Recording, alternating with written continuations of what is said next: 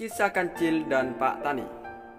Pada suatu hari, Kancil sedang mengelus-ngelus perutnya yang sedang lapar, dan tenggorokannya pun sangat kering. Hari amatlah panas. Kancil berjalan sendirian. Tadi dia memang bersama teman-temannya meninggalkan hutan kecil tempat tinggal mereka yang terbakar.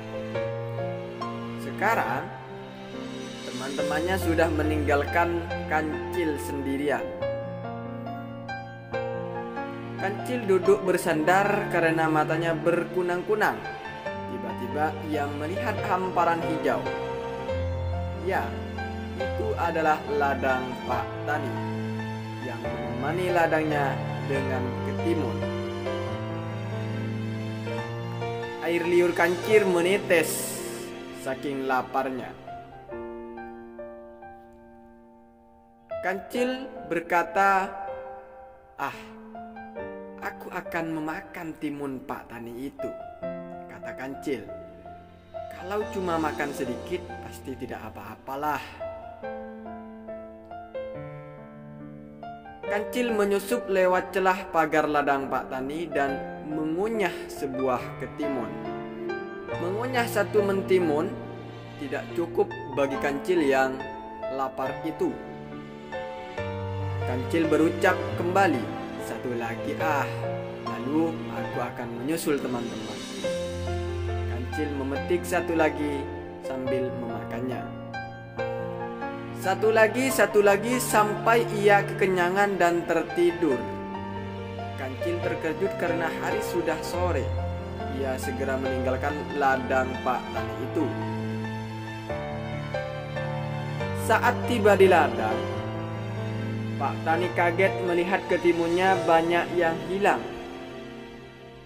Hanya tersisa sampah ujung ketimun yang telah dimakan oleh Kancil tersebut. "Aduh, bagaimana ini?" keluh Pak Tani. "Aku tidak jadi panen. Siapa yang berani mengambilnya ya?" lanjut Pak Tani itu. Istri Pak Tani berkata, "Kita takut-takuti dia dengan orang-orangan saja, Pak. Siapa tahu dia tidak berani datang lagi." "Ide bagus itu, Bu. Ayo kita buat sekarang." Keluarga itu membuat orang-orangan dari jerami yang menggunakan baju bekas dan caping Pak Petani itu. Keesokan harinya, kembali si Kancil memasuki ladang Pak Tani itu yang ditanami mentimun. "Apa? Pak Tani berjaga di ladangnya?" serunya terkejut Kancil itu. Kancil tersebut menunggu sampai Pak Tani pergi. Akan tetapi kelihatannya Pak Tani betah berjaga di sana. Kancil berusaha untuk menunggu Pak Petani tersebut. Akan tetapi, mengapa Pak Tani diam dan melotot terus seperti itu ya? Ucap Kancil. Kancil memberanikan diri untuk memasuki ladang dan Pak Tani tidak mengusirnya. Akhirnya Kancil mengerti bahwa itu hanya orang-orangan yang dibuat oleh Pak Tani dan Bu Tani itu. "Ayo, makan bersamaku, Pak Tani," ajaknya dan mengambil caping orang-orangan itu. Ia makan sambil kenyang sambil nyendar ke tubuh orang-orangan itu. Setelah kenyang, Kancil segera pergi. Kembali, Pak Tani terkejut karena ketimunnya tetap hilang. "Ulah siapa ini sih?" katanya petani sambil geram. "Sepertinya pencurinya sudah tahu, Pak, bahwasanya orang-orangan ini bukan Bapak," kata Bu Tani. Bagaimana jika kita melumuri orang-orangan ini dengan getah, sehingga akan membuat lengket pencurinya?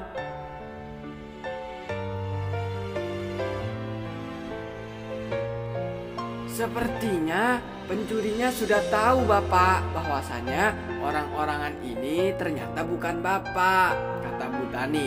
Bu Tani kembali memberi ide kepada Pak Tani. Bagaimana jika kita melumuri orang-orangan ini dengan getah sehingga akan membuat lengket pencurinya, Pak? Ide bagus itu, Bu. Mereka berdua melumuri tubuh orang-orang itu dengan getah buah nangka. Keesokan harinya, Kancil kembali datang lagi. Wah, Pak Tani, kamu masih di situ, katanya, lalu memulai memetik ketimun dan mulai memakannya sambil menjederkan tubuhnya. Selesai makan, ia berniat pergi, tapi malang nasib si Kancil itu, badannya lengket menempel ke orang-orangan itu karena telah diberi getah oleh Pak Tani dan Bu Tani. Tiba-tiba datanglah Pak Tani itu. Kancil tidak bisa berkutik, dia harus siap-siap dihukum oleh Pak Tani dan Bu Tani. Oh, rupanya kamu yang memakan hasil jerih payahku, si Kancil. Pak Tani berkacak pinggang. Ampun Pak Tani, maafkan aku. Hutan Kancil sedang terbakar beberapa hari lalu. Kancil memohon banget. Ya, tapi tetap saja mencuri itu tidak baik. Enaknya saya kasih kamu hukuman apa ya? Pak Tani tetap kesal kepada si Kancil itu. Bagaimana jika kita hukum dia membereskan ladang selama seminggu dan menanami bibit ketimun lagi, Pak? Usul Bu Tani. Kancil pun menerima hukuman itu. Ia tahu bahwa memang dia bersalah. Dia bekerja dengan rajin dan berharap Pak Tani sungguh-sungguh memaafkannya. Akhirnya hari terakhir hukuman si Kancil tiba. Terima kasih sudah bekerja dengan rajin, Kancil. Jangan mencuri lagi, karena perbuatan itu merugikan orang lain. Lebih baik kamu berusaha dengan jerih payahmu sendiri. Ini bekal ketimun untukmu di hutan nanti, kata Pak Tani sambil menyerahkan sekarung ketimun. Aku minta maaf, Pak. Sekali lagi aku minta maaf atas kesalahanku, Pak. Terima kasih tidak menghukumku lebih berat, Pak. Aku berjanji tidak mencuri lagi, kata Kancil berkata penuh penyesalan.